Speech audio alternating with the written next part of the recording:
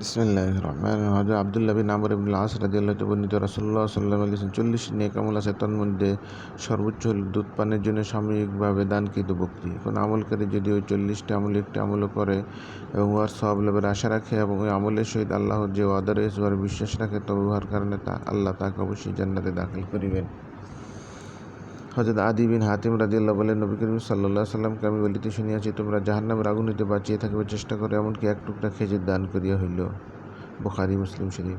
হযরত আদি বিন হাতিম রাদিয়াল্লাহু আনহু বুখারী ও মুসলিম শরীফ অন্য এক বর্ণনা আছে, রাসূলুল্লাহ সাল্লাল্লাহু আলাইহি ওয়াসাল্লাম বলিয়াছেন, তোমাদের প্রত্যেকের সহিত তাহার প্রতিপালকের সরাসরি কথা বলিবেন, বান্দা ও তাহার মাঝে কোনো তর্জমান থাকিবে না।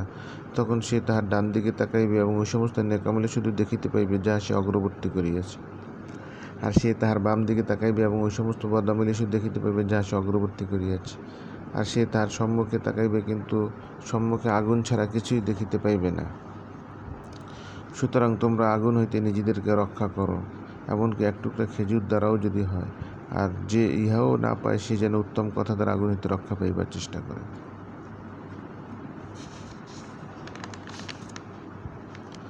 আনাস রাদিয়াল্লাহু তাআলা বর্ণিত রাসূলুল্লাহ সাল্লাল্লাহু আলাইহি ওয়াসাল্লাম বলিয়াছেন, আল্লাহ বান্দার প্রতি খুবই সন্তুষ্ট হন যদি সে খাবার খাইয়া উহার উপরে আল্লাহর প্রশংসা করে, কিংবা পানীয় পান করিয়া উহার উপরে আল্লাহর প্রশংসা করে। মুসলিম শরীফ। হযরত আবু মুসা আশআরী রাদিয়াল্লাহু তাআলা বর্ণিত, নবী করিম সাল্লাল্লাহু আলাইহি ওয়াসাল্লাম বলিয়াছেন, আল্লাহ পাকের অসংখ্য নিয়ামতের শুকর হিসেবে প্রত্যেক মুসলমানের কর্তব্য হলো আল্লাহর রাস্তায় সৎকার করা। হযরত আবু মুসা আশআরী রাদিয়াল্লাহু আনহু জিজ্ঞাসা করিলেন, যদি সে সৎকার করিবার মতো মাল না পায় তবে কি করিবে বলুন? তিনি বললেন, তবে নিজের হাতে কাজ করিবে এবং উহার পারিশ্রমিক মূল্য বা ফসল দ্বারা নিজের প্রয়োজন পুরা করিবে এবং সৎকার করিবে। হযরত আবু মুসা রাদিয়াল্লাহু আনহু জিজ্ঞাসা করিলেন, যদি সে উহা না পারে তবে কি করিবে বলুন? তিনি বললেন, তবে প্রয়োজনগ্রস্ত ও অক্ষম মানুষকে সাহায্য করিবে। হযরত আবু মুসা আশআরী রাদিয়াল্লাহু আনহু জিজ্ঞাসা করিলেন, যদি সে উহা না পারে তবে কি করিবে? তিনি বললেন, তবে সৎ কাজের আদেশ করিবে। তিনি জিজ্ঞাসা করিলেন, যদি উহা না করে তবে কি করিবে? তিনি বললেন, তবে নিজেকে মন্দ কাজ হইতে বিরত রাখিবে, কারণ ইহাও সৎকার। বুখারী মুসলিম শরীফ।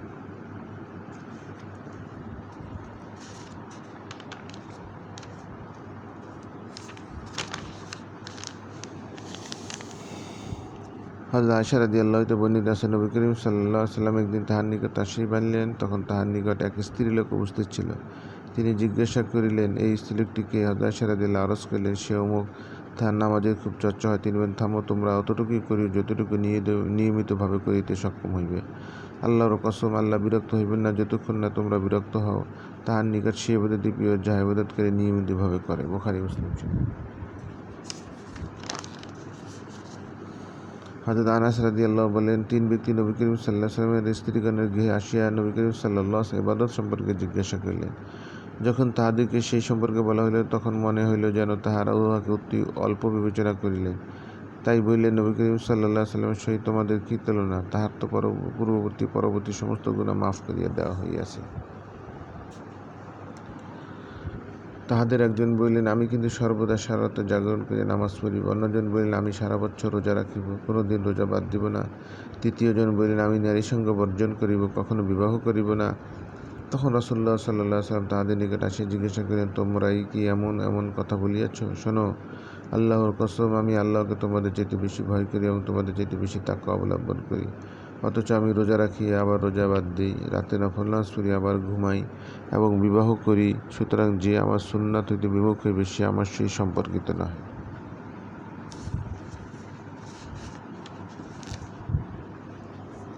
হযরত ইবনে মাসউদ রাদিয়াল্লাহু আনহু বর্ণিত যে নবী করিম সাল্লাল্লাহু আলাইহি ওয়াসাল্লাম বলিয়াছেন, অযথা কঠোরতাকারীরা হালাক হইয়া গেছে। তিনি ইহা 3 বার বলিয়াছেন। মুসলিম শরীফ।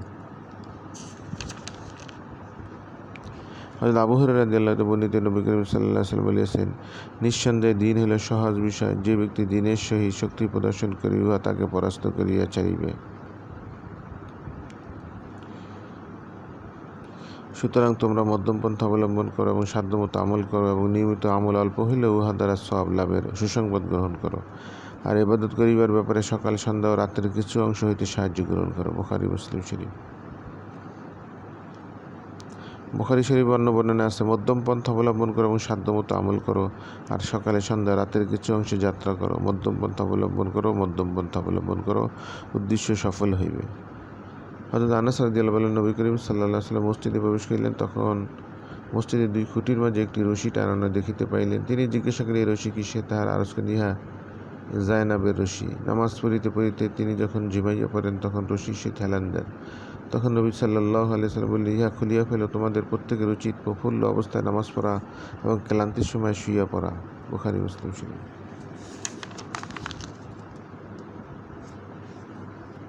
হযরত আয়েশা রাদিয়াল্লাহু হইতে বর্ণিত, রাসূলুল্লাহ সাল্লাল্লাহু আলাইহি ওয়াসাল্লাম বলেছেন, তোমাদের কেউ যদি নামাজের সময় তন্দ্রাচ্ছন্ন হয়, তবে ঘুম দূর না হওয়া পর্যন্ত তাহার শুইয়া থাকা উচিত।